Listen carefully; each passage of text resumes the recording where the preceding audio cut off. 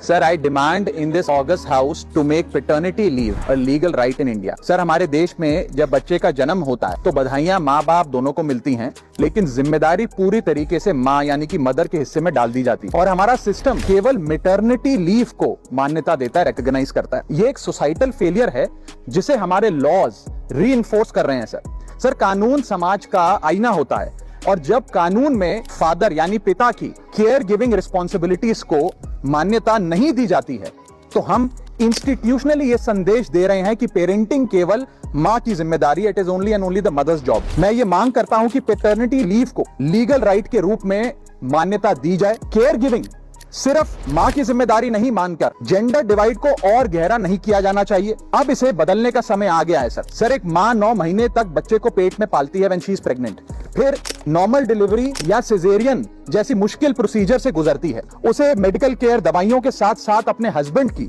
Physical, mental और emotional support की भी जरूरत होती है। पति की भी बीवी के प्रति केयर गिविंग रिस्पॉन्सिबिलिटीज होती हैं, सिर्फ बच्चे के प्रति नहीं। और ऐसे समय में हस्बैंड की प्रेजेंस कोई लग्जरी नहीं सर, बल्कि एक नेसेसिटी है। आज केवल सेंट्रल गवर्नमेंट एम्प्लॉइज को ही 15 दिन का पैटर्निटी लीव मिलता है, जबकि प्राइवेट सेक्टर में ये राइट या अधिकार है ही नहीं। स्वीडन, आइसलैंड और जापान जैसे देशों में ये लीगल राइट 90 दिन से लेकर 52 हफ्तों तक की गारंटीड राइट के तौर पे दिया जाता है। भारत में 90% वर्कफोर्स प्राइवेट सेक्टर में है, यानी कि अधिकांश पिताओं के पास ये अधिकार है ही नहीं।